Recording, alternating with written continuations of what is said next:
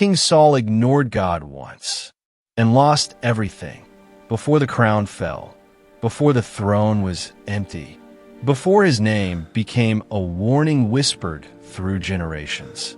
There was Saul, chosen, anointed, empowered by God, and then undone by one decision. Israel demanded a king. They no longer wanted to walk by faith. They wanted something they could see, a man who looked powerful, a leader who could stand tall against their enemies. So God gave them what they asked for. Saul, tall, broad-shouldered, commanding, a man who looked like destiny.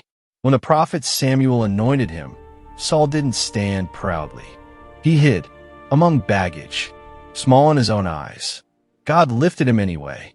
The Spirit of the Lord rushed upon Saul. Battles were won. Enemies fled. The people cheered. Saul had the crown. Saul had the power. Saul had God's favor. But favor must be guarded, and obedience must be complete. The Philistines gathered for war. Their army was massive. Their weapons were deadly. Fear spread like fire through Israel's camp. Saul watched his soldiers slip away, one by one, men abandoning their posts, hope draining from their eyes. Samuel had given Saul one instruction: wait 7 days. No shortcuts, no substitutions. But time passed. The enemy closed in, and Samuel did not arrive. Pressure squeezed Saul's heart, and fear spoke louder than faith. So Saul did what he was never meant to do. He stepped into a priest's role. He took the sacrifice. He acted without God. The smoke was still rising. When Samuel appeared, silence fell. Samuel looked at Saul and said, "What have you done?" Saul rushed to explain. He blamed the people. He blamed the enemy. He even blamed Samuel. But heaven was unmoved. Samuel's voice thundered, "You have done a foolish thing." Then came the sentence that shattered everything. "Your kingdom will not endure." In that moment, Saul lost what no crown could protect: God's approval. But God gave Saul another chance, another command, another test. The Amalekites were to be destroyed completely. No mercy, no exceptions. Saul went to battle, and he won. But victory tempted him. He spared the enemy king. He kept the best animals. He chose what looked reasonable instead of what God said. When Samuel arrived, Saul smiled and declared, "I have obeyed the Lord."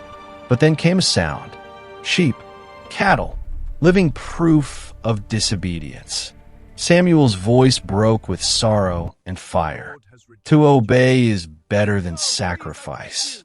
Then the final verdict: because you have rejected the word of the Lord, he has rejected you as king. The Spirit of God departed, and Saul was never the same. Peace left him. Joy vanished. Fear took control. And then David appeared, a shepherd boy, no armor, no crown, but chosen. When David defeated Goliath, the people sang, "Saul has slain his thousands, and David his tens of thousands." That song became poison in Saul's heart. Jealousy consumed him. Rage blinded him. The king hunted the future king, instead of fighting Israel's enemies. Saul fought God's plan. The man who once hid in humility now chased destruction. Battle after battle, Saul fell further. God no longer answered him. Prophets were silent. Heaven felt closed.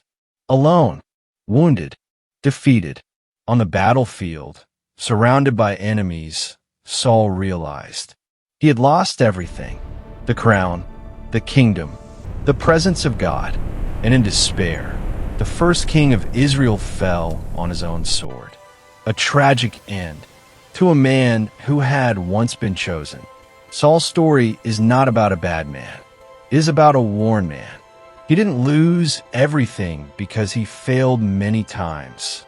He lost everything because he refused to obey once and refused to repent after. Delayed obedience is disobedience. Partial obedience is rebellion. Fear can destroy a calling faster than any enemy. God is not looking for impressive appearances.